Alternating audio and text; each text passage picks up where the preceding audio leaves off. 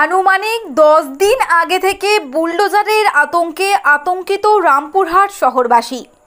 একটাই ভয়, সকাল হলেই ভেঙে দেবে তাদের রুজি রোজগারের একমাত্র সাধন। গতকাল বীরভূমের রেলে বসবাসকারী ব্যবসাদার ও দোকানদারদের উঠে যাওয়ার জন্য বলা হয়েছিল। এর আগেও তাদের অনেকবার উঠে যাওয়া নিয়ে নোটিশ দেওয়া হয়েছিল। আজ তার শেষ দিন। সেই মতো রেলের উচ্চ আধিকারিক ও পুলিশ প্রশাসন সকালেই উপস্থিত হন বীরভূমের রামপুরহাট পৌরসভার 14 নম্বর ওয়ার্ডের সবজি বাজার এলাকায় জেসিবি নিয়ে। তারই প্রতিবাদে নামেন ফুটপাত ব্যবসায়ী উচ্ছেদ বিরোধী যৌথ মঞ্চ। তাদের দাবি, অবিলম্বে আমাদের পুনর্বাসনের ব্যবস্থা করতে হবে। এরপরে দোকান উচ্ছেদ করেন, তাতে আমাদের কোনো আপত্তি নেই। এই সময় রেল পুলিশ ও ব্যবসায়ীদের মধ্যে ধাক্কাধাক্কি শুরু হয়। বলপূর্বক তাদের সরিয়ে দিয়ে একের পর এক দোকান ভেঙে দেওয়া হয়, যে সকল দোকান এখনো পর্যন্ত ভাঙা হয়নি। Bureau report, Birbhum news.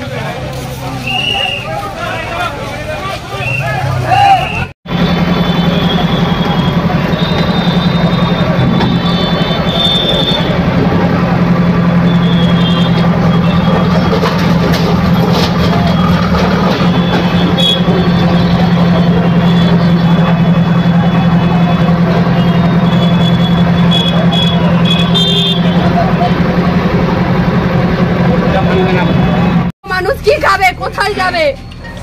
Mamata Banerjee বলুক, তাদের ব্যবস্থা করে দিক। এখন কিনা কালকে বলছে মহিলাদের শৌচাগার করে দেবো। ও মানুষ খাবে না, পেটে শৌচাগার করে দেবে। মানুষকে পেটে লাথি মেরে দিল তো মহিলাদের জন্য সুরক্ষা। লক্ষ্মী ভান্ডার চাই না, বন্ধ করে দিক লক্ষ্মী ভান্ডার। লক্ষ্মী ভান্ডার নেব না, আমরা নেব না। লক্ষ্মী ভান্ডার বন্ধ করে দিক। লক্ষ্মী ভান্ডার 1000 টাকায় কি আমাদের সংসার চলবে?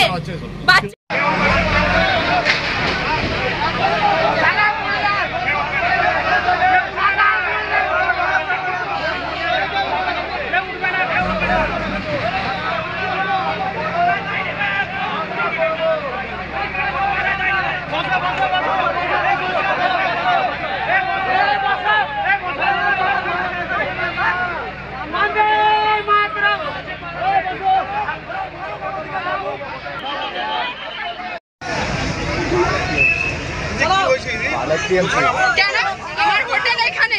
আজ এতদিন ধরে আমি টিএমসি করি, টিএমসি আমাকে ইউজ করে নিল, আজকে হোটেল ভেঙে দিল। একে উচ্ছেদ করছে। আমাদের পেটের ভাতটা কোথা থেকে বেরোবে? এত মানুষ কি করে খাবে? মমতা ব্যানার্জি তার উত্তর দেখ, উত্তর দেখ মমতা ব্যানার্জি তার।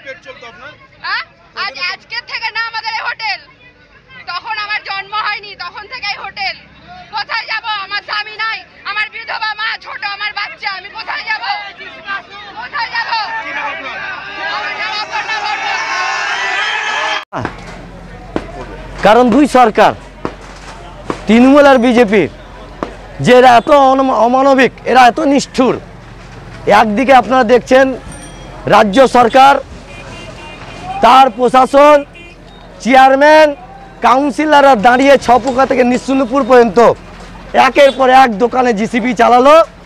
আর একদিকে মোদী সরকারের আরপিএফ রেল কেন বাহিনী আপনারা দেখুন কত নিষ্ঠুরভাবে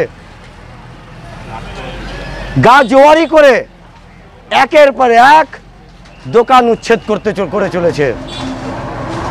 এদের একটুও মানবিক নেই, একেবারে নিষ্ঠুর এই দূর সরকার।